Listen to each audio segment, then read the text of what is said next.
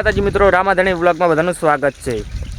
તો મિત્રો આજે આપણે વ્લોગમાં બતાવવાનું છે કે અમારે બધા ખેતરોમાં શું શું આવ્યું છે અને ઓયકણ જે જમીન છે અહીંયા તો હું બધું બતાવીશ અને બીજી જે શેઠી ખેતર છે એનું હું કહી દઈશ કે આ જમીનમાં આ વાવ્યું છે, બરાબર। તો પહેલાં તો તમાકુ વાવી છે, બરાબર। તમાકુ બતાવી દઉં, જે હશે લગતું ખેતર છે એ તો હું બતાવી દઈશ, બરાબર। આ તમાકુ વાવી છે પહેલાં, આ જાર હમણાં વાવી અને પેલું અમારા કાકાને હે તમાકુ અને ઘઉં, બરાબર। તો આપણે જેટલું શું શું વાવેતર કર્યું, આ 2 થી 2.5 વીઘા તમાકુ હશે। આ રહ્યું મને તો ખબર નહીં પડતી, આ તો થોડુંક લાગે। આ આખો પટ્ટો છે ને 3.5 વીઘાનો છે અને એમાંથી 1.5 વીઘા જેવું આ વીઘા ઉપર હશે એમાં 4માં રાખ્યું છે અને આ ખડું કરવા એમાં જો વચ્ચે ચીકુડી છે, આ બધી ચીકુડીને એવું હતું। આ જારવાઈ એમાં પણ એટલું શેડી અને જારવાઈ દીધી છે। અને હમણાં આપણે બાજરી વાવી હતી પહેલાં, તે પણ બાજરી થઈને તે ફેર શેડીને વાવી છે। આટલી જાર આ બાજરી છે અને આ ચીકુડી પેલી કોરા જાર ને પછી તમાકુ, બરાબર। અને આ પોથો તો તમને ખબર જ છે કે આપણે છે। તો આપણે હવે બીજા બાજુના ખેતરમાં જઈને શું વાવ્યું છે તે બતાવીએ, અહીંયા ડાયરેક્ટ જઈને મળીએ, ઓકે। તો આ ખેતર આપણે આ જે તમાકુને જે છે ને એ આગળના ભાગમાં છે ને આ ઘરની પાછળના ભાગમાં છે। 8 વીઘા એરંડા છે, બરાબર।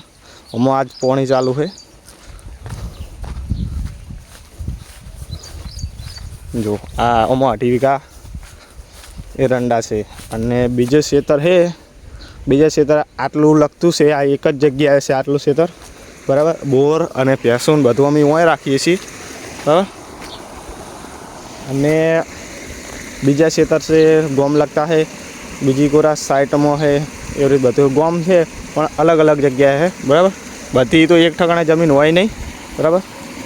પછી અમારા કાકાને જે આપણે વાડવટી છે ને એમાં એરંડા સિટીને એરંડા છે 2.5 વીઘા જેવા છે, એના 2 ખેતર વટીને પાછા 2 વીઘા જેવા એરંડા છે। અને બીજી એમથી થોડીક આગળ ગોમ લગતું છે એમાં 2.5 વીઘા એરંડા છે અને 1.5 વીઘો ઘઉં છે। અમારો આ સાલનું વાવેતર આટલું જ છે, બરાબર। અને ઓની પહેલાં આજે તમાકુ વાવી એમાં કપાસ હતો, બરાબર। કપાસ કાઢી અને પછી તમાકુનું વાવેતર કર્યું છે અને એમાં એરંડા છે। અને જે આપણે જોમફળી હતી ને, જો અહીં દેખાય ને, અરે જો દેખાડી આપણે એરંડામાં જ છે પહેલાં હું વાવેતર। અને મિત્રો આ સાલ તો જો ઝાડવામાં થઈ જશે ઘણું બધું, જો બતાવું તમને। જો આ સાલ પપાયાનું પણ થઈ ગયા છે, ઓબાએ 1-2 વર્ષની અંદર કેરીઓ આબા મળશે। જો જાબુડો પણ મોટો થઈ ગયો છે, જો જોબુ તો હું આ સાલ આવી જ જાહે, બરાબર। અમારે સ્ટાર્ટિંગમાં પહેલું વૃક્ષ એમ કે પહેલાંમાં પહેલું જે ઝાડ હતું ને જોબુનું નહીં, પહેલાંમાં આયડુહો થયો, બરાબર। પહેલાં વાયો હતો ઓબોને 2 એ અહીંયા નીચે જ વાયો હતો જોડે, પણ ભેંસું ખાઈ જીતે એ થયો નહીં, નકે એને 2-3 વર્ષથી કેરીઓ આવતી હોય પછી એના પછી આ લેબુ પેલું આ ઝાડ થયું હતું લેબુનું, પછી બીજા થયા, પછી જોબુ થયો, પછી જોમફળી થઈ પાછળ, અને આ બપૈયા એક હોય હતું પણ એ ભાગી ગયું હતું। આ જો એનું જ છે, આ જો બપૈયું ભાગી ગયું હતું।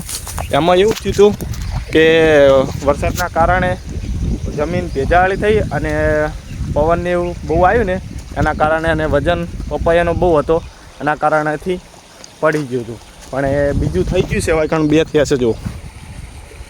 અને હજુ આપણે ઈચ્છા છે કે બીજા આ સાલ ઝાડ લાવવાની ઈચ્છા છે, એમાં આપણને કેરી ભાવે છે તો ઓબા લાઈન વાવવાની ઈચ્છા છે। બીજે તો કોઈ જો અમને જોમફળ ભાવે છે અને જોમફળ પણ થઈ ગયા છે, તો એ તો 2 વર્ષથી આવે જ છે, પણ હવે ખાલી જોઈએ ઓને આવશે તો ખરા જ 2 વર્ષમાં, મિનિમમ 2 વર્ષની અંદર તો ફાઇનલી આવી જ જશે। આ જે આયડું રહ્યો ને એની જોડે જે ભેંસું ખાઈ ના જ્યો ને તો એને 2-3 વર્ષથી આવતી જ હોય, પણ હવે થયો નહીં એટલે કશું વાંધો નહીં। પણ એની જગ્યાએ આપણે ભગવાનની દયાથી, માતાજીની દયાથી હોય ચાર થઈ જાય ઓબાનું. ચમકે આપણને કેરી બહુ ભાવે છે. સૌથી બેસ્ટમાં બેસ્ટ આપણને કેરી ભાવે છે ફ્રૂટમાં કે ચીકુ કે એવું શું ભાવે, અને બીજું જામફળ. બરાબર. અને આપણે વાવેતરનું કહી દીધું. અમારે આ સાલ આટલું જ વાવેતર છે, તમને કહી દીધું. આ પાછળ ઘરની પાછળ છે 2.5 વીઘા એરંડા, ઓની તમાકુ વાવી. એની પહેલાં કપાસ હતો, કપાસ કાઢી તમાકુનું વાવેતર કર્યું.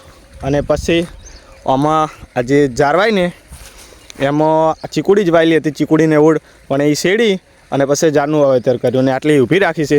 અને આમાં બાજરીનું જ વાવેતર હતું પણ ઉગી નથી હરકે, એ શેડીને ફેર વાવેતર કર્યું.